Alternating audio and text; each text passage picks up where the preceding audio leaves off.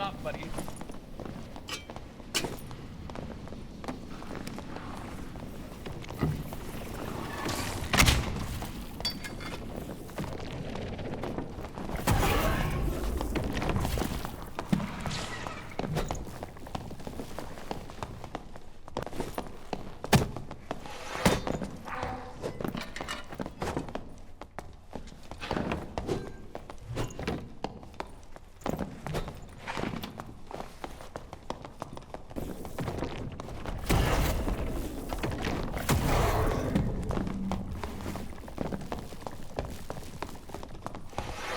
Now I just win.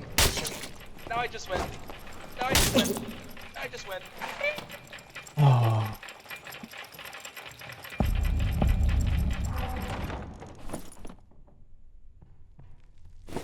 That's it. King, I need sprint. Safe to say, I've had a few rough goes against Warlocks recently.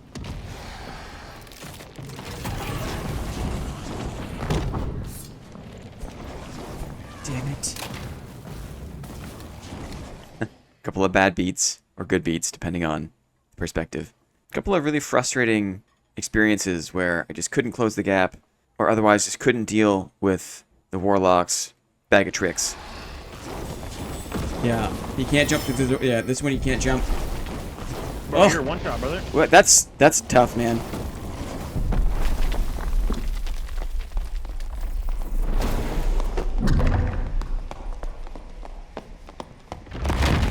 They are a very difficult class to play against these days, and a quick scan of other forums on the internet, I think, reveal a bunch of other players that are having a similar experience, I think. A lot of people these days are frustrated with this class. Ew, what the f is that, a warlock? You were. Ew, is that a warlock? So I thought a fun challenge could be, could I build a kit? Could I optimize a loadout to combat this class specifically? This was kind of inspired by a couple of recent YouTube comments that were unrelated to Warlocks, but just about my build and playstyle generally. One comment said, it can't just be overloaded dex, there needs to be a bit more of a balance between dex and agility for the move speed. Especially because I'm playing basically in solos exclusively, but this also applies for duos. The other comment asked if I ever messed around with a rondel dagger. And the answer is no, not really. I never really tried like a plate dagger build for fighter. But both of those comments together made me think, that's a movement speed advantage. And if my main issue when trying to take down Warlocks was not being able to catch up with them, I'm just infinitely faster than you. then maybe this was the beginning of something interesting. So this video is all about Warlock hunting as a shield fighter. I'm going to quickly walk through a build process for the kit, talk about different pieces you can assemble, you can get from the marketplace for super cheap, to build and optimize a loadout that is really good against this annoying class. The second part, I'll talk about some playstyle strategies, some ways to combat the different kinds of Warlocks you might encounter in the dungeon.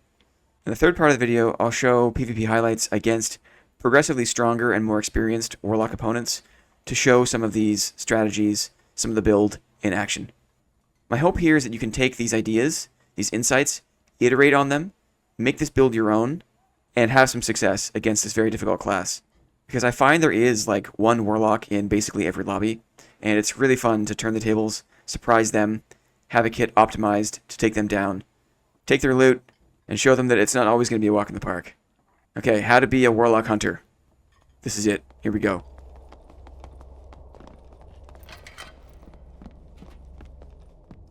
Oh, hi. Hi. Oh, I didn't realize we were in the lobby. I thought I loaded directly in for whatever reason because of the super forgot. Oh, well, congratulations. You can relax a little bit for another 3 minutes. Sweet. I'm gonna go take the hot seat. Oh, bless that guy. Bless him. Okay, let's talk about weapons. Weapon loadouts. You'll notice that I'm carrying a lot of weapons for this build, and that's intentional. I want the versatility. You almost need the versatility, because although we're hunting Warlocks, there's still going to be tons of other classes that we're going to potentially encounter in the dungeon. Usually there's at least one Warlock per lobby, but there's also a ton of other stuff that you might have to fight your way through. So I want the versatility.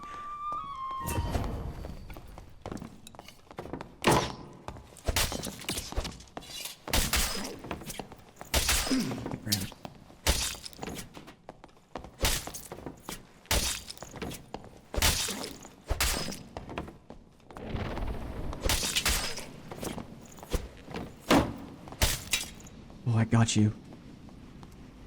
This is still a sword and shield fighter build. And the heater shield is just so good at taking damage off the table from so many classes you're going to run up against. So I always carry a heater. An arming sword I prefer for 70% of my melee engagements. I like it for clearing PvE.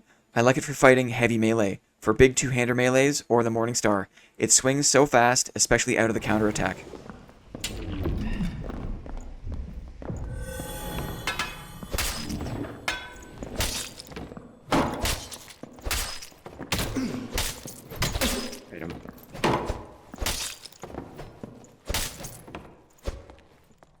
But I also carry a mace.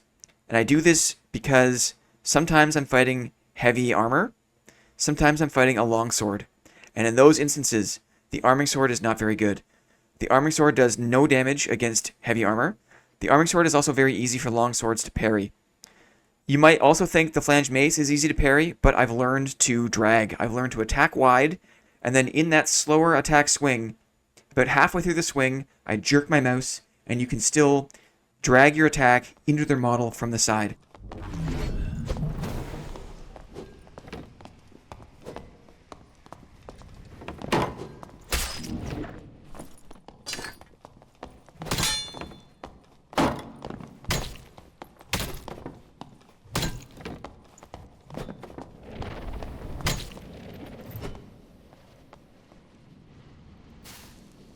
GG, man. He didn't touch me. I like to go left. I attack left because that gives me access to the head. When they're in their parry position, there is a gap of space. There is a gap of space off to the top left of their head. So the drag on the mace, you'll see me do it, or try to do it, very effective against longsword. That's why I carry it. But the most important part of the build, what makes this the Warlock Hunter build, is the Buckler Dagger combo. These two pieces have a very low move speed penalty, -10 for the dagger, -12 for the buckler. Compare that to -20 on the arming sword and flange mace, and -20 for the heater shield.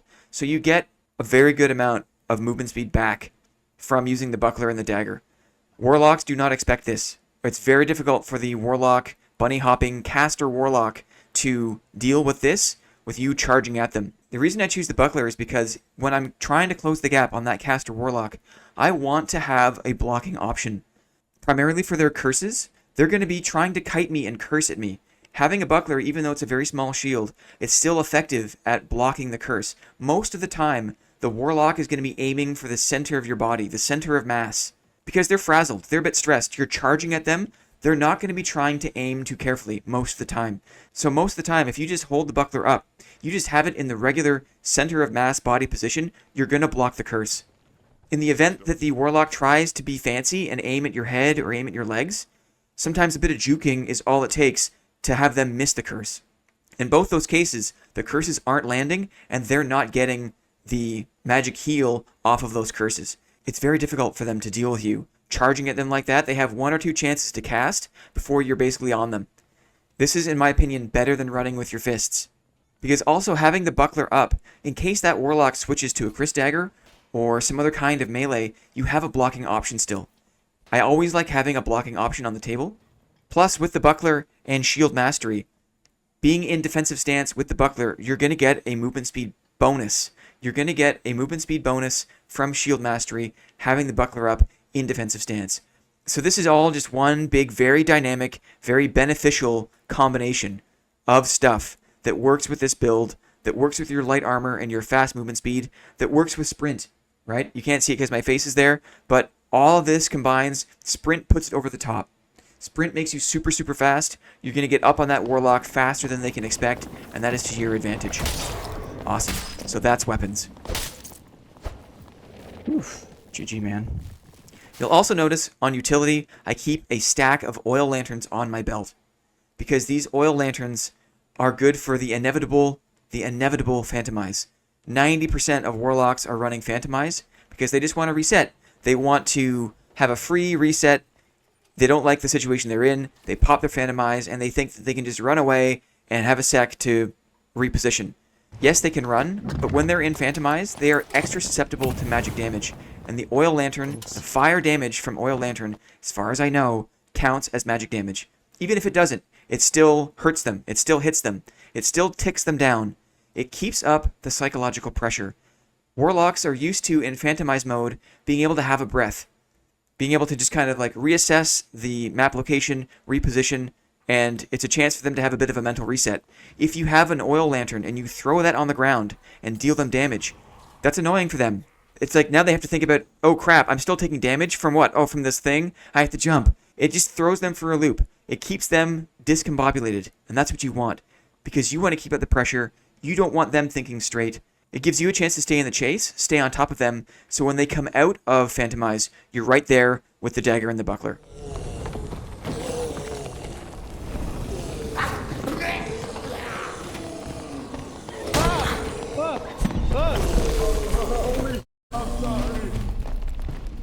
I'm sorry. I was just It's all good, man. It's all good. It's all good. It's all good. spectating. Oh, okay. I'm just spectating. Yeah, appreciate you. Sorry, guys. Appreciate it. They're tricky buggers, you know, those guys. In the event that the Warlock is cornered, and expect this, the Warlock is cornered, they're out of Phantomized charges, they're backed into a corner, they pull out their longsword, they pull out their Chris Dagger, they pull out their falchion. That's why you have the heater shield. Take an extra second. If you are also low on health at this point, you don't need to rush in with the dagger or buckler. It's harder to block with the buckler. Switch to your heater shield. Even if you just manage to switch to the heater and the dagger, having the blocking potential of the heater shield in those close quarter combat situations is going to give you another advantage. That's why I carry all this stuff. That's why when I load into the dungeon, I'm taking all of these things with me. Because there's a situation for each combination of these pieces, and I want that versatility. Awesome. In terms of the kit build itself, there are kind of two ways you can take it. There's a lighter armor way that is faster. There is a heavier armored way that is a little more versatile against other classes in the dungeon.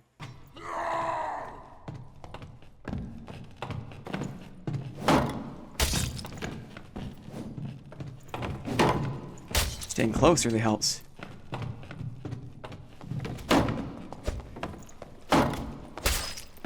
Don't trade them.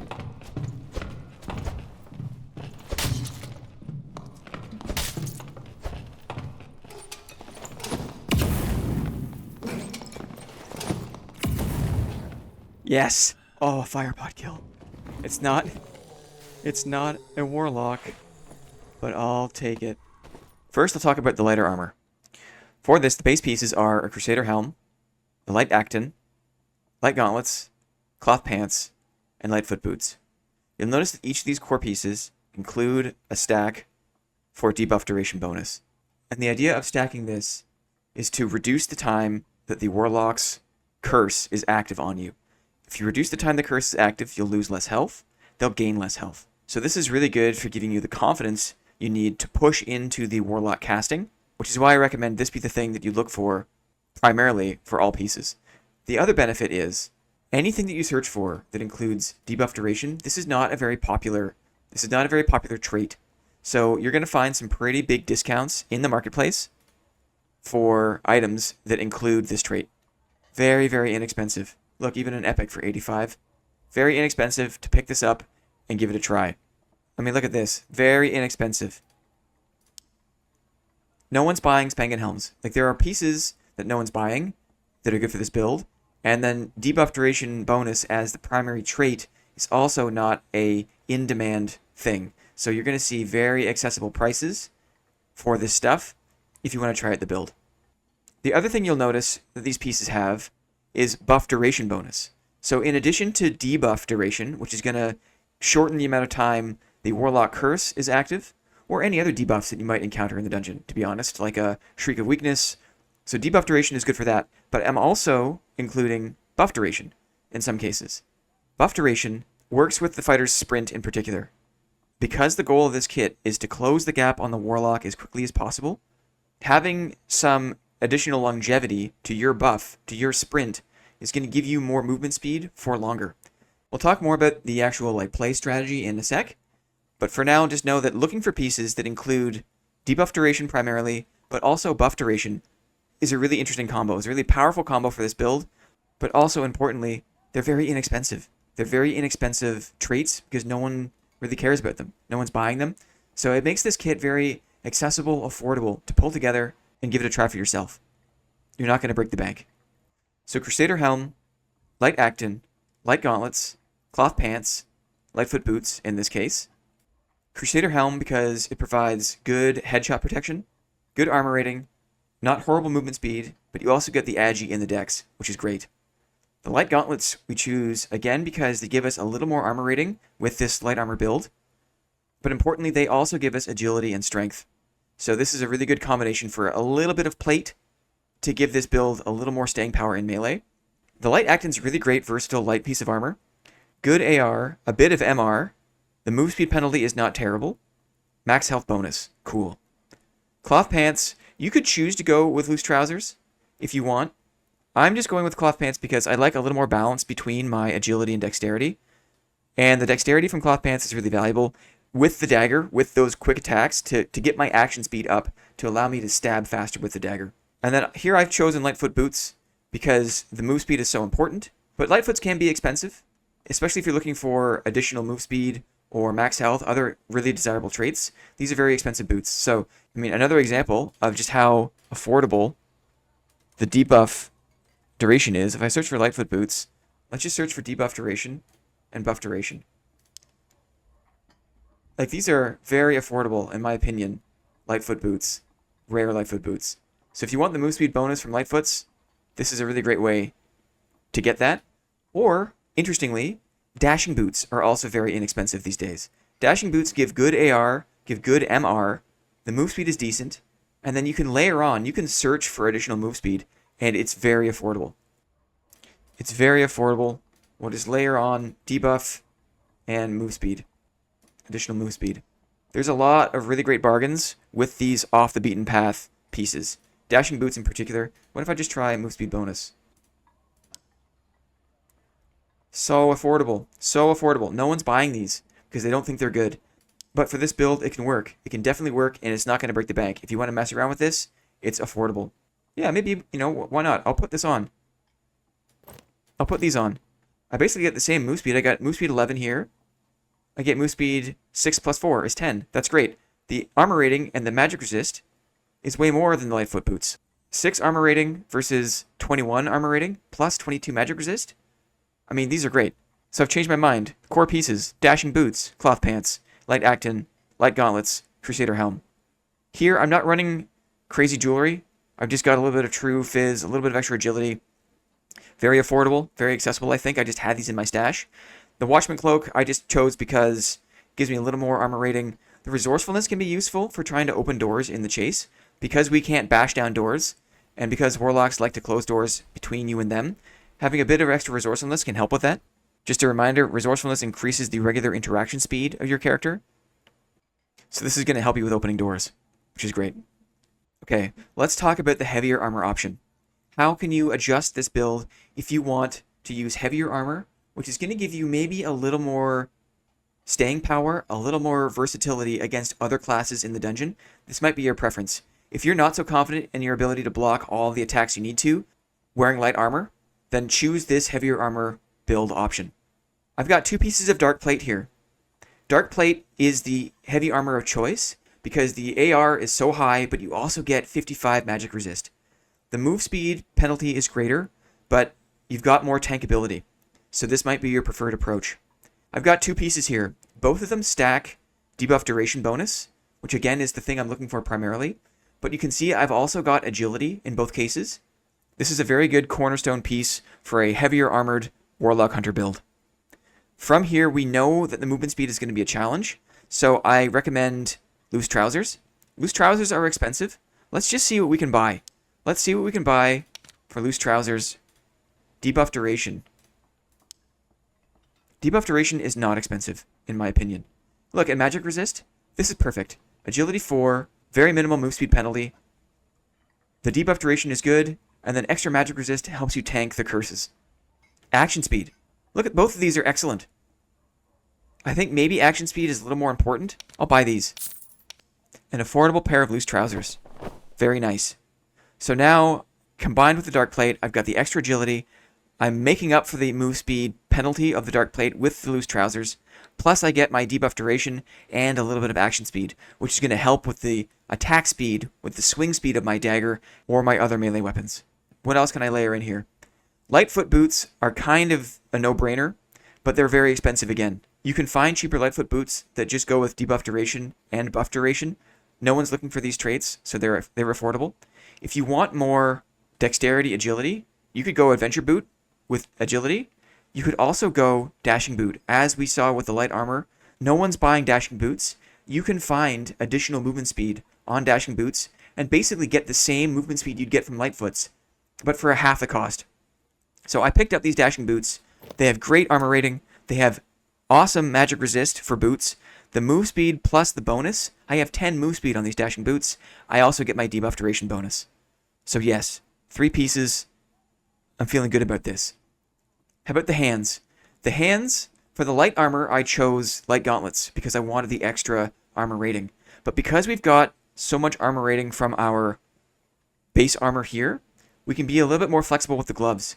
I want a little more dexterity. I want a faster swing speed. So I'm looking for leather gloves. Leather gloves, I've got some options here you can consider. Leather gloves have good dexterity. They also give you will, which will increase your magic resist as a fighter. I'm looking for the trait debuff duration bonus, but I'm also seeing what else I can get. Action speed is good. Armor rating is good. You could also consider magical damage reduction, additional physical damage, or regular interaction speed. Warlocks are going to want to close doors in your face, and having a little more interaction speed can make it so you open those doors faster and keep up the pressure. So any of these are looking good. I think I'll just choose these, the debuff duration, the action speed, the extra armor rating. But really, the choice is yours, and there are a lot of fun options that you can play with in terms of traits on leather gloves. For the helmet, on the light armor, I chose Crusader Helm because I wanted the extra armor rating. But for this build, I don't need it. I'm going to choose the Ultra Charismatic Spangen Helm. Why? Because it gives me agility and dexterity. It's going to make me faster. It's also not going to penalize me as much on the move speed as the Crusader Helm. So the Spangen Helm, even though it looks horrible, you're not going to win any prizes for intimidation, but that's okay because the stats are great. Agility, dexterity. You can also find things like action speed, max health, of course, debuff duration bonus. What else have I got here? Rares are not expensive. Spangen Helm is not expensive. No one is looking for this, probably because the Riz is so awful, but you can buy it for cheap. Importantly, though, it's going to give you good AR. It's going to dovetail with the rest of these core pieces. So right now, we have agility 23, we have dexterity 23. We're balanced between agility and dexterity. This is awesome. We haven't even put on our jewelry or our cloak yet. For jewelry, my opinion, move speed is still the most important thing, especially if you're going to wear the heavy armor. So I choose Rings of Quickness. What else can I pick? You could choose the Frost Amulet. Frost Amulet, for sure, is a popular neck because of the True Fizz, and that's going to help with your fast dagger attacks, right? An extra 2, 4, 6, 8 damage on those dagger attacks is going to be really great. Stacking debuff duration bonus, magic resist you could find. I'm sure there's all sorts of other traits you could find. Another option, maybe a cheaper option, is rat pendants. People aren't really looking for rat pendants, and I find you can find these with True Fizz, with debuff duration, with the resourcefulness. Why is this good? Because the resourcefulness, again, determines how fast you open doors. Warlocks are going to want to close doors in your face and run away, so having extra resourcefulness can help you open those doors faster. Plus the debuff duration, plus the True Fizz, there are a lot of affordable options for the Rat Pendant you can get to augment this build to give you the extra advantage you need in the dungeon. In terms of cloak, there are options. If you want to go full send on agility, Adventurer Cloak. I've got 31 agility with this. That's a fast plate fighter. If you're looking for a more balanced approach, maybe a Mercurial Cloak, the Dex Cloak. This is extra dexterity. It's going to balance me out on the dexterity. It's going to make me swing faster. You can try Cloak of Darkness. Cloak of Darkness is going to give you more move speed, physical power, MR. I mean, it looks pretty badass. I wouldn't waste a Cloak of Darkness on the Spangen Helm, though, because I think that no matter what you do from the neck down, from the neck up, you're just not scaring anybody, unfortunately. So maybe you save your Cloak of Darkness. I think I'll go with a bit of balance. I want a Mercurial Cloak, just a rare, True Fizz, max health, extra dexterity, 25 dexterity, 29 agility. I carry a survival bow. I don't intend to use it that often, but in the case that I do need to do chip damage at range, I want the fast draw speed. I normally go recurve. I chose survival here because it's just a little more nimble and a little more versatile. But again, I don't intend to use it that heavily. So that's it. That's a look at the light armor build, the heavy armor build.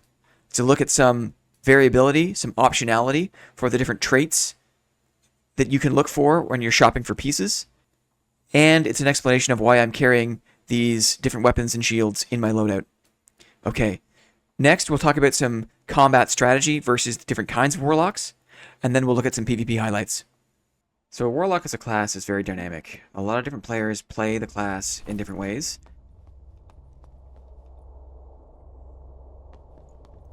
It's a warlock. This is a warlock. Look at this. It's actually really interesting how flexible and viable Warlock is in the hands of players who know how to combine perks and skills in interesting and powerful ways. And I don't play Warlock myself. I have maybe like 4 hours in the class, so I'm not an expert in the minutia of those things. But from my experience, from my perspective, I can kind of group or bucket the different styles of Warlocks I typically face into 3 categories. On the one side, you've got caster Warlocks. On the other side, you've got platelocks and heavy melee Warlocks. And in the middle, you've got some sort of hybrid approach. So there's casters, there's hybrids, and there's platelocks. The caster Warlocks are usually the ones I have the most trouble with. These are builds that prioritize move speed, will, magic healing, and curses. They're the quintessential bunny hopping Warlock. Because these players stack so much move speed, they want to stay away from you. They want to keep you at a middle distance and keep cursing and cursing while they heal up and just basically run backwards through the map. My strategy for using this build in response to caster Warlocks is to put on the buckler and the dagger, use sprint, and close the gap as quickly as I can.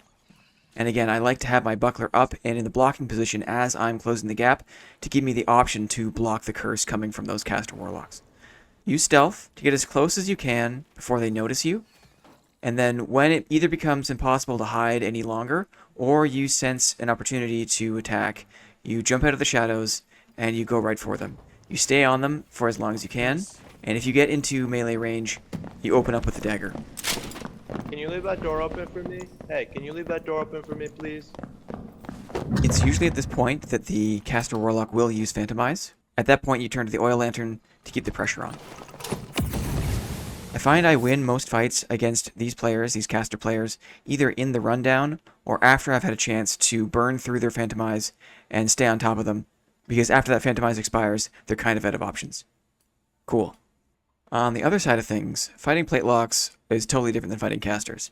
Platelocks are a lot slower, they have more PDR, they want to be in a melee engagement, they want to melee you. Either this is because platelocks are running Blow of Corruption, or they have Demon Form, or some other perks that give them advantage in a melee situation. For platelocks, it's less important to rush them and close the gap. I especially try to avoid having the buckler out when I get into melee range of these players, because the buckler is much, much harder to block melee attacks with. I'm not as confident with the buckler as I am with the heater shield. So when I'm pushing on platelocks, I switch to my heater, and I have my mace, because this is usually the best combination to block their attacks and also deal armor-penetrating damage to their heavy armor. If you are running the lighter armor build of the Warlock Hunter kit, be very careful fighting platelocks up close, because it doesn't take many hits for you to be chunked down significantly. Also keep in mind that platelocks are a bit starved for a range option, so maybe in these instances, keeping a middle distance and doing a bunch of chip damage with a bow, or if you have any other throwables, is a good strategy against platelocks, because they are very slow and they don't have a lot of damage they can do to you at range. So if you are in lighter armor and don't want to risk getting in close, use your speed to your advantage, stay middle distance, chip them down, and then move in for the winning strikes once they're at half health or thereabouts. For the hybrid Warlocks, for the hybrid builds that are kind of in the middle between caster and platelock, this is kind of a catch-all category. There are a lot of different looks, a lot of different configurations of gear and perks and skills that players will use in this category. But the reason I call them hybrids is because these players are comfortable casting and in melee situations. They will run magic staves, they'll run crystal balls and falchions, they'll run Chris daggers and shields in addition to a book, and they'll switch between them readily. It's kind of tough to pin them down, but generally speaking, a good rule of thumb is anytime you see a build that combines a cast weapon and a melee weapon, so a crystal ball and a falchion, for example, or a crystal ball and a Chris dagger, that can tell you that that player is comfortable both casting and melee attacking. So it still might be good to use the buckler dagger combination to rush them and close the gap, because if they're casting, you can catch them mid-cast, catch them mid-cursed, and get a couple of free hits, but then be ready to pull back and switch to your heater and either your mace or your sword for the sustained melee engagement, because those players are not shy to use their Chris daggers or their falchions against you. So the hybrid group requires a bit of a hybrid approach. Just again, be careful you don't get caught out using your buckler in close quarters melee if you're not comfortable with the small shield or with using it to stuff your opponent for handle blocks. Cool. Look who it is.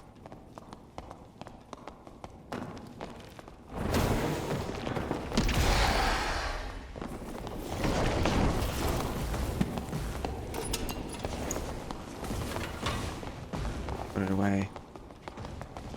Just get ready to switch to it. Got a little more of an advantage on him here.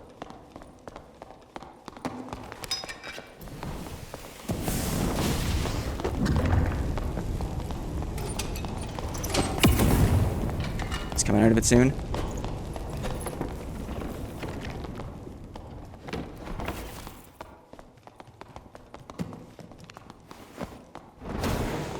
Take a risk here.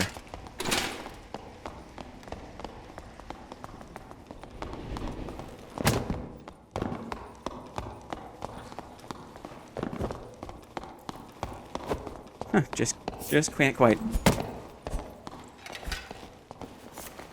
Wait for the switch.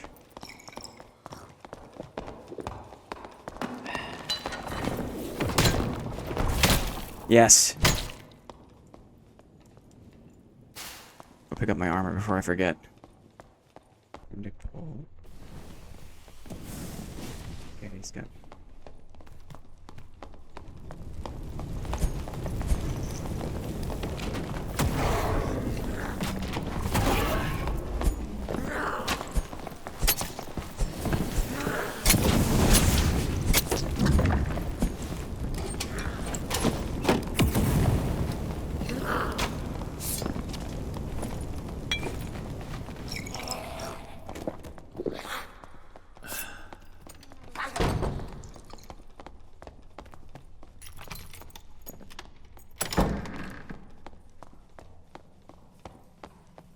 Down.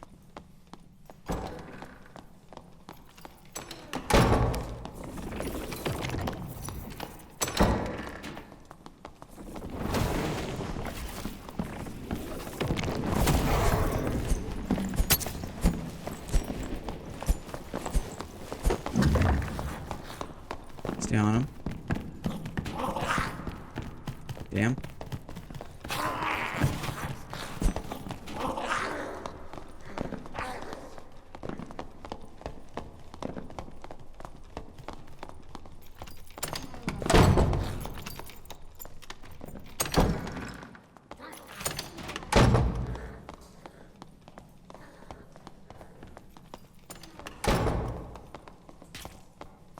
Ooh, he died to the spikes.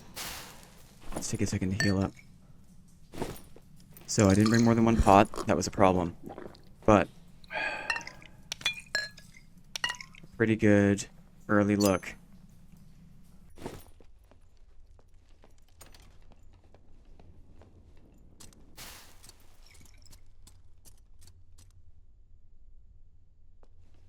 Be the Warlock. It is.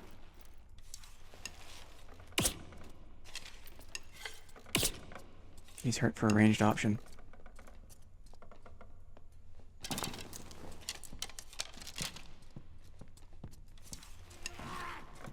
He's got mobs on him still. Oh, I missed that shot. Get him there, though.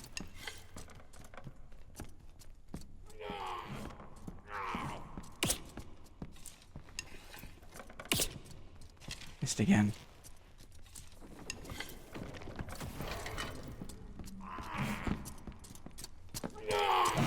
Get him. Stay on him, stay on him. Huh, oof. Oof goes the demon form. Where'd his body go? Does his body just disappear after that?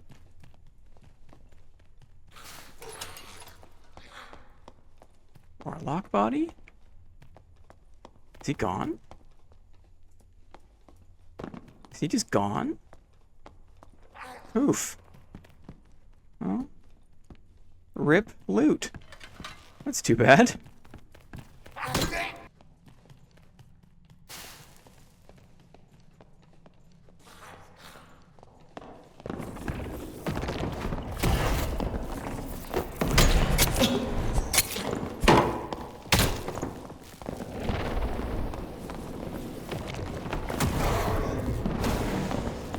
Watch the turn. Watch the turn. Damn. Back in the dark. Run away. Make some space.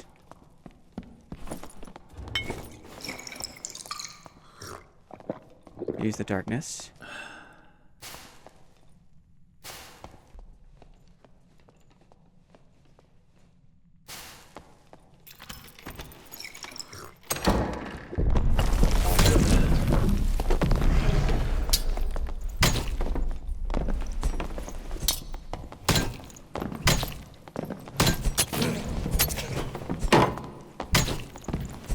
Oh, yeah, right. Get out.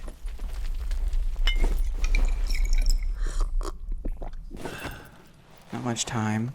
Maybe go for the rope ladder.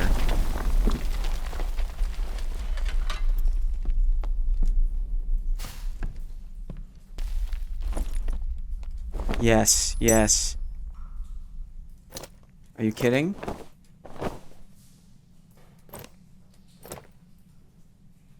Not much time, not much time. Look.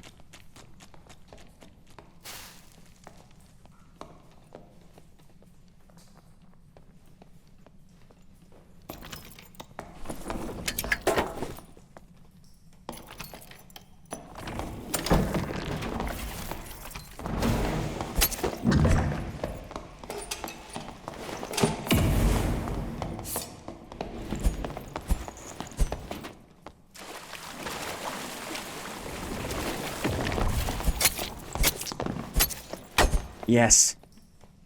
GG, man. Wow. Yes, please. There's one.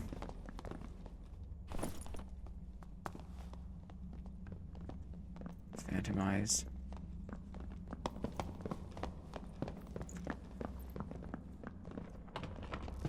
Agility is 33. That's a fast boy. He's got the Chris.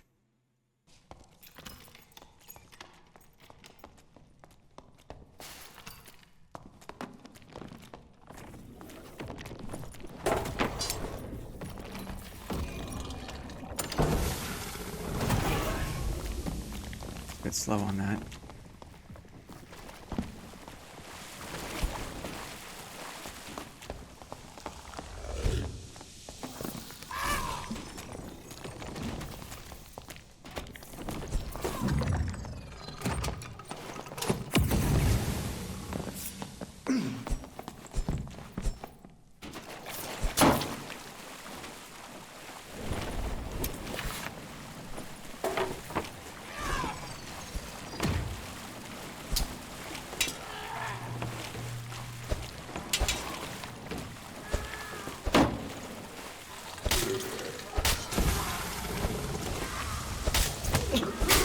Hurts me.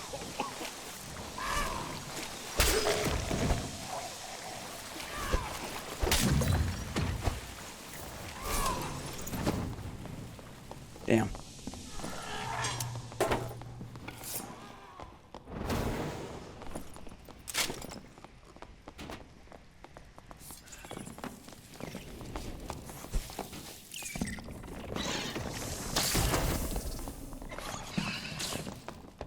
Watch the pole.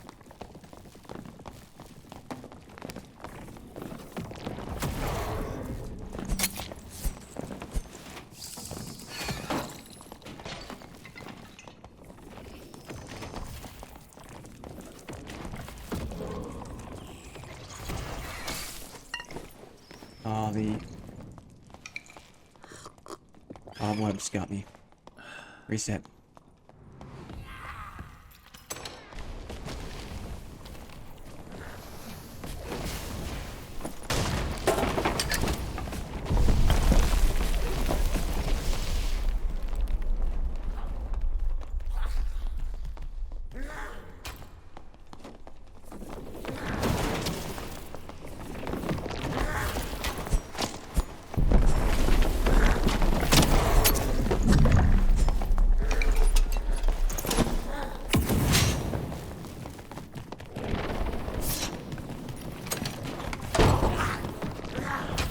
Locked him.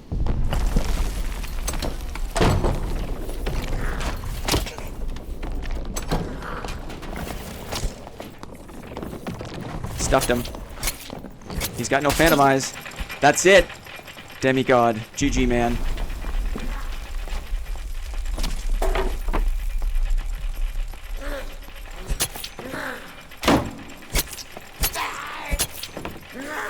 Get out of here.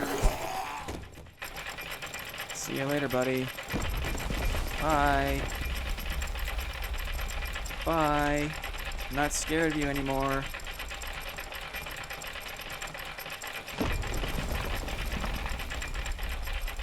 Awesome. Totally awesome.